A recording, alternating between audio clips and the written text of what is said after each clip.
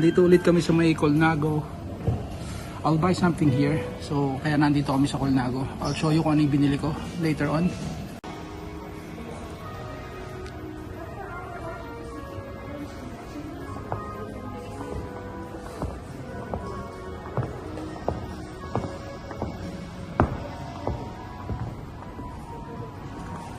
This is 6.9 kg. 82,000 lang.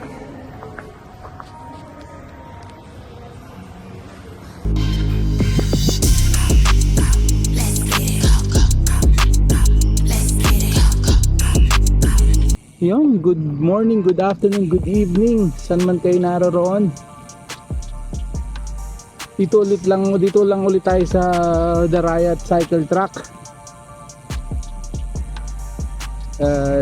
Day 14 of our 21 day challenge. So palapit na po nating matapos ang 21 day challenge natin.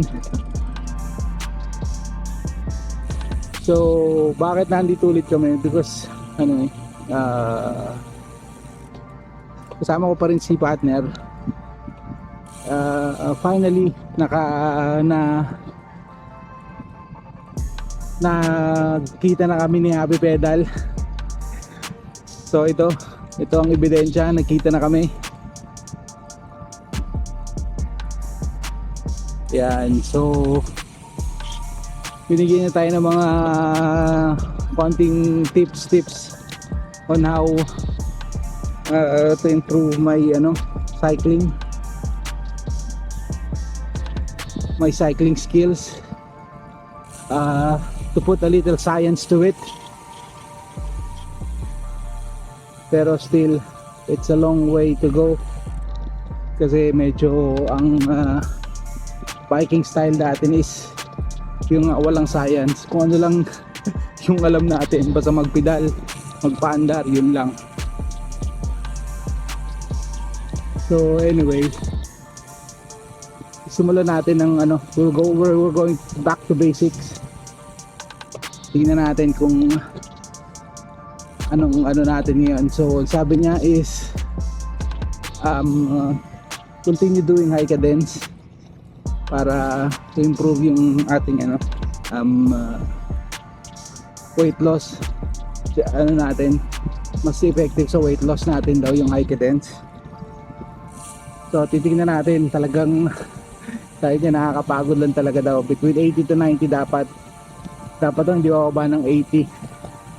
Saka dapat continuous pedal lang, walang ganito walang break, mabilis. Ano kaya yun, mana? Tsaka basta I'm trying to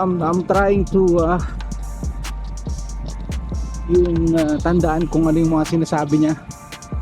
So nakuha ko na yung kanyang number, so pwede ko siyang kulit-kulitin kung ano yung kailangan kong any clarification. Yun, andito si Madam. Time check, it's 5:56. Medyo mainit pa rin kagaya yung kahapon. Good morning! Yan tamo, hindi talaga siya marunong mag-slow down.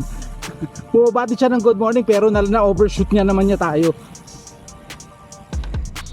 Ayan na, again, take 2. Good morning. Ayan na si Madam. Siyempre, tuloy-tuloy pa rin ang kanyang bike therapy. Yan. So, bago mo makalimutan, i-shoutout mo na yung friend mo. Before anything else, I wanted to say hi and shout out to my previous colleague, Cleo Andrews. She's pretending to be South African but she's a Filipina. Let's go. Kailangan talagang malupit pa na talagang ensayo dito sa pag high cadence kasi sabi niya Happy Pedal dapat daw I need to maintain between 80 to 90.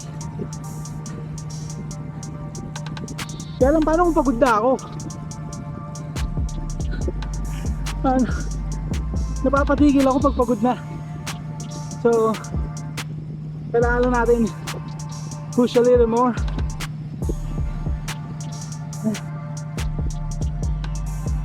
Kasi ano, mas maganda raw yung high cadence, especially sa weight loss kasi yung movement nung paa mo at saka nakaka-build up ng yung heart rate natin para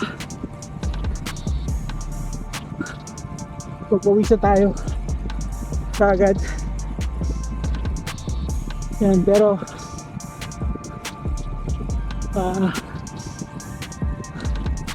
we need to learn more about the science of cycling.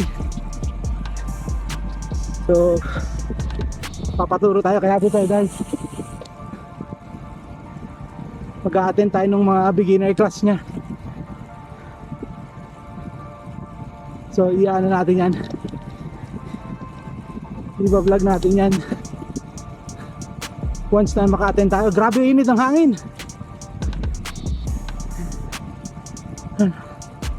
So kunin ulit natin itong pinakamahabang which is 14 point something kilometers,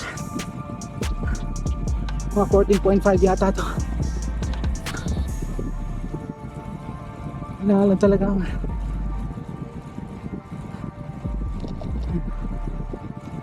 yung high cadence medyo, since it is new to me, medyo it's kind of intense. Oh, malamig dito ah. Oo nga, malamig dito. Yung malapit sa may beach side, mainit.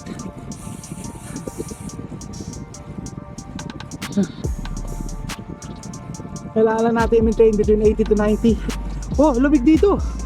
Parang pumasok sa aircon. Ayan, umiinit na ulit.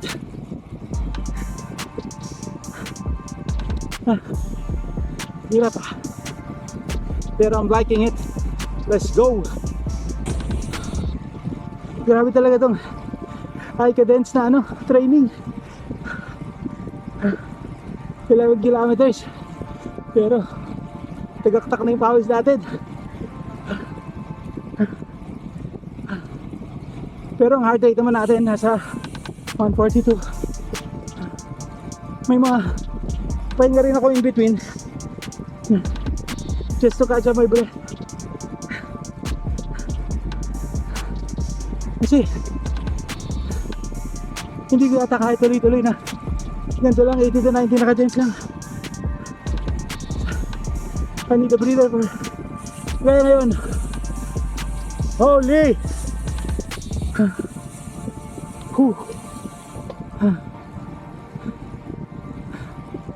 Ang hirap. Pero no pain, no gain. Pero ito yung hirap na alam mong may kapalit na sarap eh.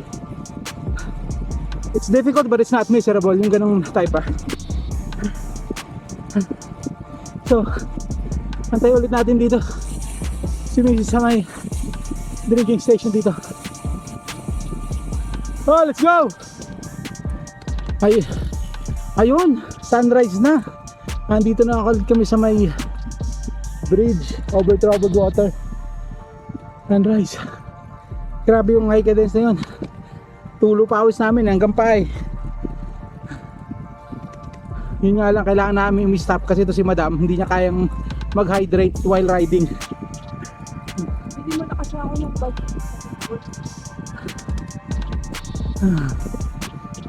Bibili daw natin siya yung may straw.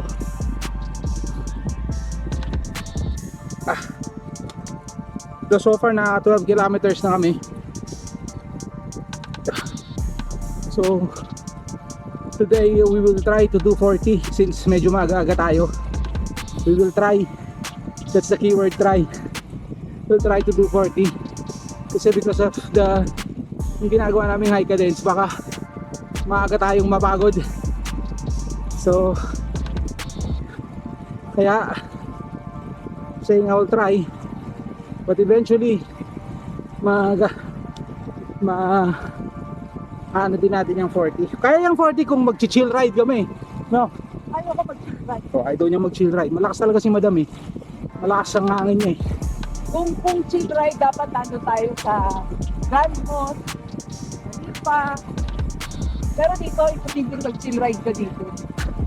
Kasi nga yung pressure na kailangan mabilis. Basta ako, pagod na ako. Grabe, high ka din. Ang lakas makahingal. Ako din, pagod na. Kaya, hindi ko alam kung tama ba to. Magre-relax muna kami. Just to recover. Siguro mga ilang kilometers na rest. But if there's a chance na mag-hike ka din ulit, we will do.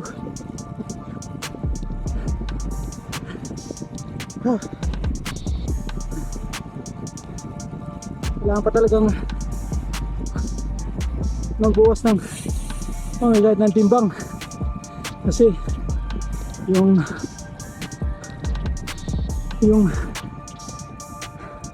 hindi tayo makapokpok ng tuloy-tuloy dahil ang bigat-bigat pa natin. So far my weight is just 100, a little over 100, mga 107, 108 ganyan. 100.8 mga ganyan. 100.8 or 100.7, I forgot. Yan ang ano natin, ang current weight natin as of ano yan, as of yesterday.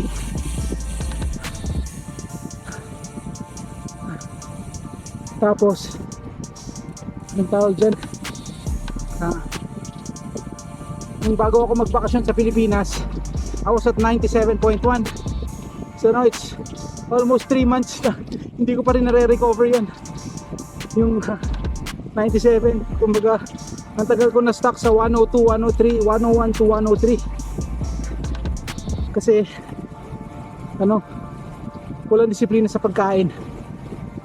So, kain ng ice cream, puro carbs, burger, spaghetti, mga ganyan. So now, I'm starting to discipline myself again. I'm trying to go down to 90 before sa yung anniversary ng ating weight loss journey. Currently, we're at day 243. So, ilang buwan pa ba? 365, 30, 120. So 3 months 10 kg in 3 months, siguro kaya yan. Let's go. Ito pala, nakapasok na tayo sa ating pangalawang ikot. Akala ko magre-relax ako pero hindi pala. Kasi pag nasimula mo na sarap eh. Nagre-rest din ng unti-unti, pero pag may chance magpedal lang na mabilis, ipedal na mabilis.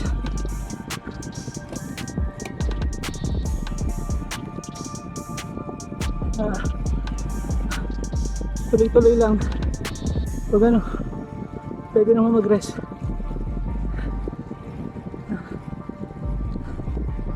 Ay, grabe. Let's go. Ayan. Ito. Dito na lang ulit tayo papasok sa pinakamahabang ano.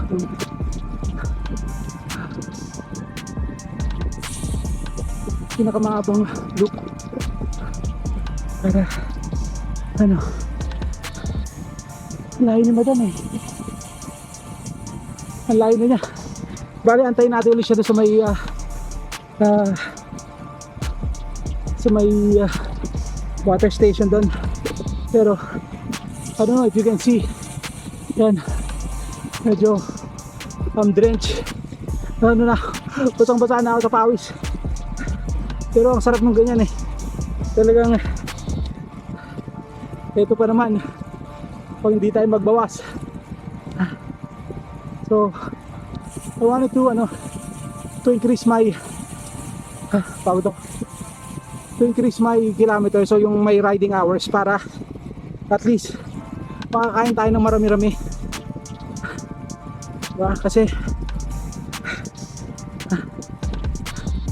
para makapag-indulge ng konti. Kumbaga kung imbis na 2 manok lang, magiging 3 manok. Yan. Parang it's a reward system ba na if you ride more, you get a reward. Parang ganon. So, kaya yan. Kaya gusto kong bumalik na ulit yung kondisyon natin, same as nung bago tayo magbakasyon na I can do 50 daily easily. Kaya yun, unti-unti, bale, unti-unti natin yan. Let's go! Ito, tapos lang ulit namin mag-hydrate. Dito na ulit kami sa bridge na to, dito sa Red Bridge. Pagod. Full round ulit tayo. We'll see, tingnan natin. So mag-iisang round pa kami, so titingnan namin kung, kasi may mga exit naman in between. So if we can do full round, we'll do full round. Siguro mag full round tayo kahit gapangin natin. So my cadence training is over. Next round, partial ride naman. I don't know if this is right. Sorry coach, kung puro pahinga tayo. Pagod na ako eh. Pero titingnan natin. Alam niyo naman ako, matigas ang ulo ko pag sinabing re-relax, pero pumapalo pa rin ang pedal eh. Kaya tingnan natin. 142, kanina umabot na yun ng 157. Chill lang muna tayo, and then let's go, we'll see. Makalimutan natin, shoutout pala tayo, hindi tayo na shoutout kahapon kasi medyo tayo na distract. So shoutout syempre sa mga subscribers natin, maraming salamat po sa support nyo. Syempre yung mga bagong subscribers natin, welcome po sa inyo lahat. Sana po nag-enjoy kayo dito at kahit pa paano may nakakapulutan kayong aral at na-entertain naman kayo sa akin pinagsasabi. Siyempre yung mga suki natin, sila Mr. and Mrs. Tutoyan Adventure, si Antonio tsaka si Ma'am Mary, sila RJ Candelaria, si Ford Cliff. Hindi tayo pumapasyal-pasyal, dito muna lang tayo. Muna tayo. Tigil muna tayo sa ating pasyal ride. Ensayo muna tayo. Sila Tara at Lumipad, sila Enola Alone, sino ba? Si Merchie, siyempre si Happy Pedal, siya yung malaking tulong sa atin, nagbibigay sa atin ng mga tips. Kasi medyo veteranong siklista na siya. So tinuturo niya sa akin kung paano yung right way. Pero grabe, pagod na ako. Oh my goodness gracious. Pero hindi, gagapakan natin ito hanggang 40. Pagod na ako in a sense na kasi siyempre diba, pag high cadence ka talagang hihingalin ka. Pero hindi pa masakit yung ating behind, ang ating wet packs, hindi pa masakit yung mga muscle natin, hindi pa naman sore, apart from naninigas-nigas na yung ating quads and glutes, tsaka medyo naghihint na ng konting pulikat. Pero alam mo yung point na alam mo naman na yung just mag-ride easy ka lang muna, alam mong tatagal ka pa yung gano'n. So tayo ngayon, endurance naman. Kita natin kung makakakuha natin kasi one round is around 14. So we will try to do over 50, over 40, almost 50, mga 45 ganyan, 45, 44. Kaya yan, let's go. Ito, we'll just take a bit of a breather. Medyo mataas ng araw, tsaka Kasi sabi ko dahan-dahan na lang eh, kasi napapahika-dense pa din. Pagod. Medyo ano lang tayo, just catch our breath for a minute or two. Tapos merong ito, ibang drinking fountain to, may toilet din dito, may CR din dito. See,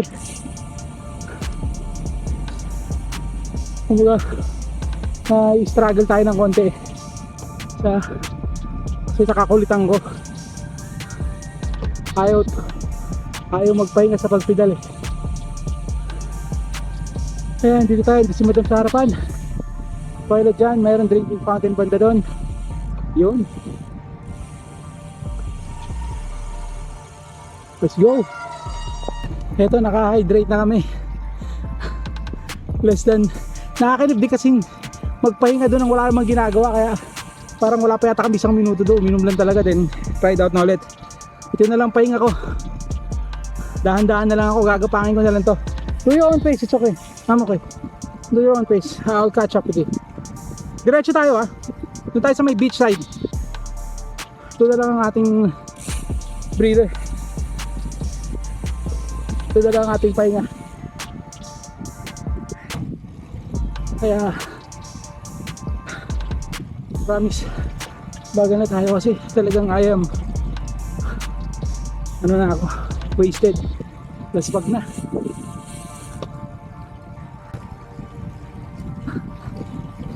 Then medyo nasa 144 pa rin. Anyway, konti na lang to, at least makukumpletuhin natin yung 40 kilometers natin kahit kapang. Ayos lang to. Si Madam, talagang malakas si Madam.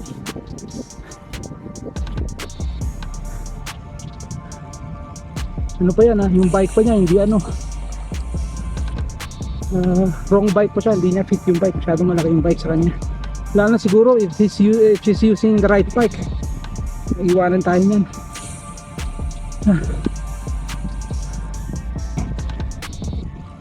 Naparami yata inom ko ng tubig.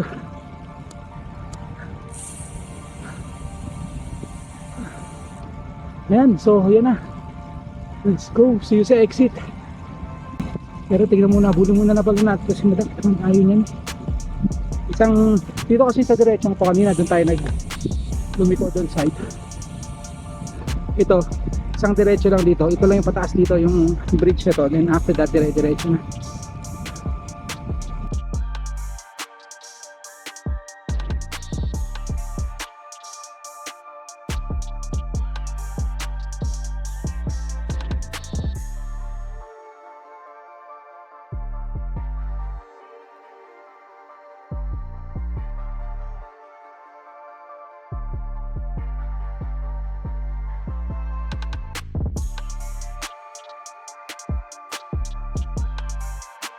Sobrang layo na ni Madam sa atin, as in hindi ko na siya makita.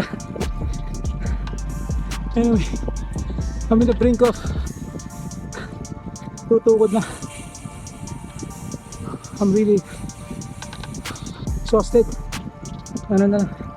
But syempre, giving up is not an option. Pwede namang gapangin eh, di ba? I'll just crawl my way out of this track para ma-reach natin yung 40 kilometers.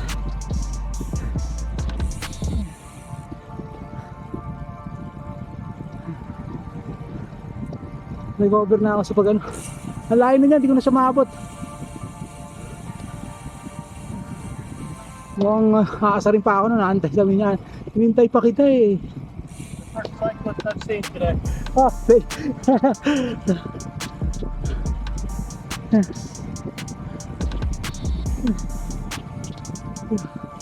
Ako tayo yung unang cyclist na nakita niya. Ibig sabihin ako yung inaabot niya dahil ang bagal ko. Ito, papasok na ulit ako dito sa tulay. Inintay niya ako, hindi niya na talaga ako inintay. Tayo kasi, ayun na siya. Almost. She's almost at the end of the bridge. Holy. Kamaya tayo pupush. Pag mga last 4-5 kilometers. Grabe si Madam, hinihintay tayo niya, nagbabagal na yan. para lang i-boost yung confidence natin. Uy, ang lakas mo, inaabot mo ako. Pero nagbabagal na yan. Supportive naman yan si madam sa akin. Holy, talagang ano na ako, burn. Sunog na yung binti natin.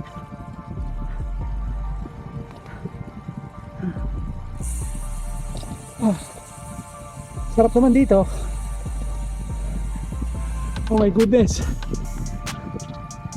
Konti na lang. Konti na lang. Siguro mga around yung ba, mga 4-5 kilometers na lang. Morning.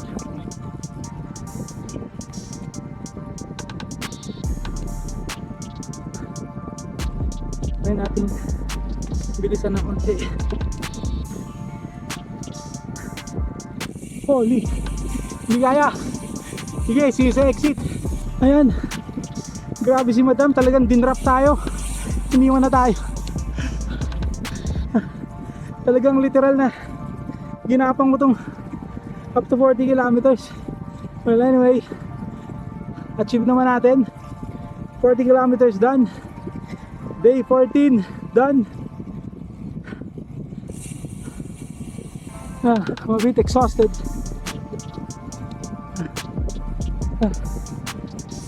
No, not a bit. I'm super exhausted. My goodness gracious. Ayan na. Hanggang dito na lang po. Thank you Lord for the safe ride. Salamat po sa mga subscribers natin na nakaabot dito. Tsaka dun sa mga hindi pa nakaka-subscribe, pa-subscribe na lang po. Malaking tulong po sa atin yan. Whew. Grabe. Time check now, it's 7:38. Ayan. Let's go. So if you find this entertaining, interesting, and helpful, please like, share, and subscribe. Yan na, tapos na. See you, let's go.